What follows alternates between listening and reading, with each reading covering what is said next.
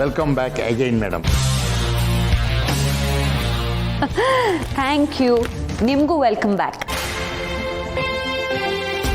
Madam, ನಾವುಗಳು ಮತ್ತೆ ಯೂನಿಫಾರ್ಮಲ್ಲಿ ಕಾಣಿಸ್ಕೊತಾ ಇರೋದು ತುಂಬ ಖುಷಿ ಅನ್ನಿಸ್ತಿದೆ ಮೇಡಮ್. ಪಾಪ ನನ್ನ ಜೊತೆ ನೀವು ಸಿಕ್ಕಾಕೊಂಡ್ಬಿಟ್ರಲ್ಲ. ಕೊನೆಗೂ ಈ ಎನ್ಕ್ವೈರಿಯಿಂದ ಹೇಗೋ ಆಚೆ ಬಂದ್ವಿ, ಅದೇ ಸಂತೋಷ. ನನ್ನ ಮಗಳ ವಿಚಾರಕ್ಕೆ ನೀವು ಸಸ್ಪೆಂಡ್ ಆದಾಗ ತುಂಬ ಬೇಜಾರಾಗಿತ್ತು ಮೇಡಮ್.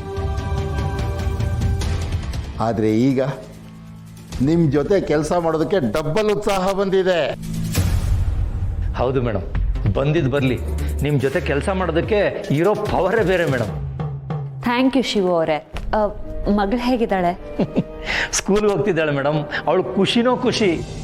ಅವಳು ಖುಷಿಯಾಗಿದ್ದಾಳಲ್ಲ, ಅದೇ ಇಂಪಾರ್ಟೆಂಟ್.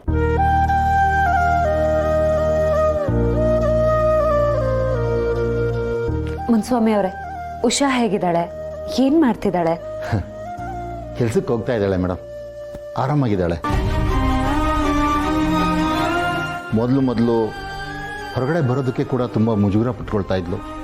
ಆದರೆ ನೀವು ಬಂದು ಅಕ್ಕಪಕ್ಕದವ್ರ ಜೊತೆ ಮಾತಾಡಿದಾಗ ಈಗ ಆರಾಮಾಗಿದ್ದಾಳೆ.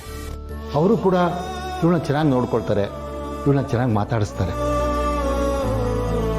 ಅವಳನ್ನು ಮತ್ತೆ ಈ ರೀತಿ ನೋಡ್ತೀನೋ ಇಲ್ವೋ ಅಂತ ಅಂದ್ಕೊಂಡಿದ್ದೆ ಮೇಡಮ್. ನಿಮ್ಮ ಸಹಾಯ ನಿಜವಾಗ್ಲೂ ಎಲ್ಲ ಈಗ ಮೊದಲಿನ ಥರನೇ ಆಗಿದೆ ಮೇಡಮ್. ನಂದೇನಿದೆ ಮುನ್ಸ್ವಾಮಿ ಅವರೇ, ಎಲ್ಲ ದೇವ್ರೆಚ್ಚೆ. ಅವ್ರು ನಡೆಸ್ತಾರೆ, ನಾವು ನಡಿತೀವಿ ಅಷ್ಟೇ. ಎಲ್ರಿಗೂ ದೇವರು ಆ ಶಕ್ತಿ ಕೊಡೋದಿಲ್ಲ ಮೇಡಮ್. ಯಾರಿಗೆ ಮನಸ್ಸಿನಲ್ಲಿ ಸಮಾಜಕ್ಕೆ ಒಳ್ಳೇದು ಮಾಡಬೇಕು ಅನ್ನೋ ಛಲ ಇರುತ್ತೋ ಅಂಥವ್ರ ಬೆಂಬಲಕ್ಕೆ ದೇವರು ಯಾವಾಗಲೂ ನಿಲ್ತಾನೆ. ಅಂಥವರಲ್ಲಿ ನೀವು ಒಬ್ಬರು ಮೇಡಮ್. ಮುನ್ಸ್ವಾಮಿ ಅವರೇ, ಹೀಗೆಲ್ಲ ಹೊಗಳಿದ್ರೆ ಪ್ರಮೋಷನ್ ಸಿಗಲ್ಲ.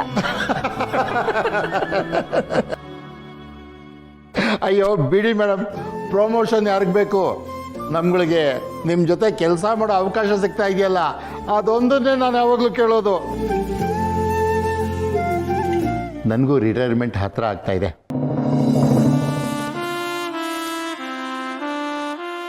ಅಂಥ ಸಮಯದಲ್ಲಿ ನಿಮ್ಮಂಥ ಅಧಿಕಾರಿಗಳ ಜೊತೆ ಕೆಲಸ ಮಾಡೋಕ್ಕೆ ಅವಕಾಶ ಸಿಕ್ಕಿದೆಯಲ್ಲ, ಅದೇ ನನ್ನ ಭಾಗ್ಯ ಮೇಡಮ್. ಆದರೂ ನೀವು ಹೀಗೆ ಮಾಡಬಾರ್ದಿತ್ತು ಮೇಡಮ್. ಅದು ನನಗೊಂಚೂರು ಇಷ್ಟನೇ ಆಗಲಿಲ್ಲ. ಅಯ್ಯೋ, ನಾನೇನ್ ಮಾಡಿದೆ? ಇನ್ನೇನು ಮೇಡಮ್, ಅಲ್ಲ ಉತ್ತರ ಕರ್ನಾಟಕಕ್ಕೆ ನಮ್ಮನ್ನು ಕರೆದಿದ್ರೆ ನಾವು ಬರ್ತಾ ಇರಲಿಲ್ವೇ? ಜಗಮೇ ಮಾಯಾ ಬ್ರತುಕೆ ಮಾಯಾ ವೇದಾలలో ಸಾರಮಿಂತೇನೈ. ನಂಗಂತೂ ನಂಬೋಕೆ ಆಗ್ತಿಲ್ಲ. ಅಲ್ಲ, ಈ ಕೆಂಬುತ ನವಿಲಾಗತ್ತೆ ಅಂತ ನಂಗೆ ನಂಬೋಕೆ ಸಾಧ್ಯ ಇಲ್ಲ. ಏನು ನಯ, ಏನು ವಿನಯ. ಅಜ್ಜಿ ಕಾಫಿ, ಬಾಲ ಕಾಫಿ. ನಿಂಗೆ ನಂಬಕ್ಕಾಗತ್ತೇನೆ? ಅತ್ತೆ, ಎಷ್ಟು ದಿನ ಅಂತ ನೋಡೋಣ ಇರಿ. ಸಾಕು ಸುಮ್ಮನಿರೆ. ನನಗೆ ಇದನ್ನೆಲ್ಲ ನಂಬಕ್ಕಾಗಲ್ಲ ಅಂತ ಇದ್ರೆ ಇವಳು ಸಾಕು ಸುಮ್ಮನಿರಿ ಅಂತ. ಏನೋ ಒಳ್ಳೆವಳು ಆಗ್ತಾ ಇದ್ದಾಳಲ್ಲ.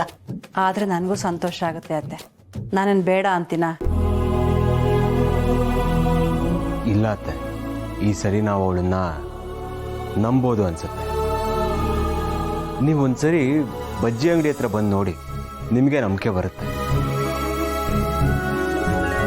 ಸ್ವಲ್ಪನೂ ಕೀಳರಿಮೆ ಇಲ್ಲದೆ ಕಸ್ಟಮರ್ಸ್ನೆಲ್ಲ ಚೆನ್ನಾಗಿ ಮಾತಾಡಿಸ್ಕೊಂಡು ಬಜ್ಜಿ ಕರಿಯೋದ್ರಿಂದ ಹಿಡಿದು ಕ್ಲೀನಿಂಗ್ವರೆಗೂ ಎಲ್ಲ ನೋಡ್ಕೋತಿದ್ದಾಳೆ. ಎಷ್ಟೋ ಜನ ನನ್ನ ಹತ್ರನೇ ಬಂದು ಅವಳ ಪರಿವರ್ತನೆ ಬಗ್ಗೆ ಮಾತಾಡಿ ಹೋಗ್ತಾ ಇದ್ದಾರೆ. ಎಷ್ಟು ಖುಷಿ ಆಗ್ತಿದೆ ಗೊತ್ತಾತೆ.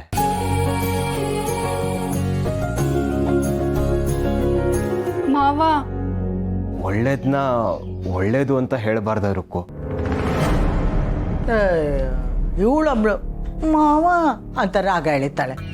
ಆಗ್ಲಿ ಬಿಡಿ, ಒಳ್ಳೇದಾದ್ರೆ ಆಗ್ಲಿ ಬಿಡಿ. ಅವಳು ಒಳ್ಳೇದಾದ್ರೆ ಬಾಲ್ನ ಅವಳೇ ನಿನಗೆ ಬಿಟ್ಕೊಡ್ತಾಳೆ ಅಲ್ವೇನೋ? ಅಜ್ಜಿ, ಆ ಮಾತು ಬಿಡಿ. ದಿನ ಬೆಳಿಗ್ಗೆ ಎದ್ದು ಪೇಪರ್ ಹಾಕೋದು, ಹಾಲು ಹಾಕೋದು ಅಂದ್ರೆ ಏನು ಸುಮ್ಮನೆನಾ? ಅದಕ್ಕೆ ದೃಢವಾದ ಮನ್ಸು ಬೇಕು. ಸುಮ್ಮನೆ ಇಷ್ಟೊಂದೆಲ್ಲ ಕಷ್ಟಪಡೋಕ್ಕಾಗಲ್ಲ ಬಿಡಿ. ಅದೇನೋ ನಿಜ ಬಾಲ, ಆದರೆ ಅದೆಲ್ಲಿ ನಾಟಕ ಆಗ್ಬಿಡುತ್ತೋ ಅನ್ನೋ ಭಯ. ನನ್ಗ್ಯಾಕೋ ಮಾವನ್ನ ವಾಪಸ್ ಪಡ್ಕೊಳ್ಳೋದಕ್ಕೆ ಅವಳು ಮಾಡ್ತಿರೋ ನಾಟಕ ಅಂತ ಅನಿಸ್ತಾ ಇದೆ.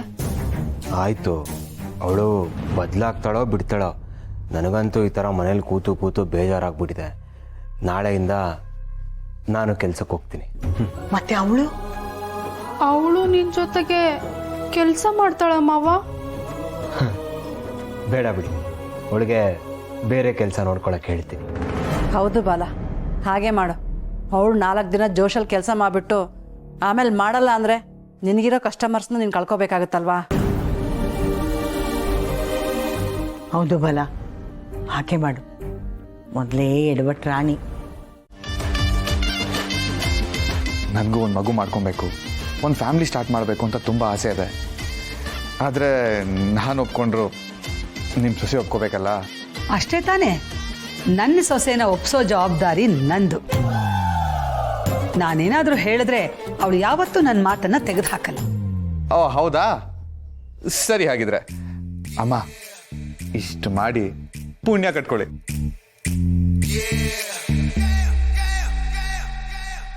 ಹಾಗಾದರೆ ಸೀತಾ, ಆದಷ್ಟು ಬೇಗ ನಮ್ಮ ಮನೇಲಿ ತೊಟ್ಲು ತೂಗೋ ಸಮಯ ಬಂತು ಅಂತ ಅರ್ಥ ಅಲ್ವಾ? ಹ್ಞೂ ರೀ, ಎಷ್ಟೋ ವರ್ಷಗಳ ಮೇಲೆ ನಮಗೆ ಆ ಭಾಗ್ಯ ಸಿಗ್ತಾ ಇದೆ. ಇದ್ರ ಬಗ್ಗೆ ಸತ್ಯನ ಹತ್ರ ಮಾತಾಡಬೇಕು. ಮಾತಾಡು. ನೀನು ಹೇಳಿದ್ರೆ ನಿನ್ನ ಮಾತನ್ನ ಅವಳು ಯಾವತ್ತೂ ತೆಗೆದಾಕೋದೇ ಇಲ್ಲ. ಅದು ಗೊತ್ತು ರೀ ನನಗೆ. ಬಾವಾ, ಅವಳು ಯಾರ ಸೊಸೆ? ಕೋಟೆ ಮನೆ ಸೀತಮ್ಮನ ಸೊಸೆ.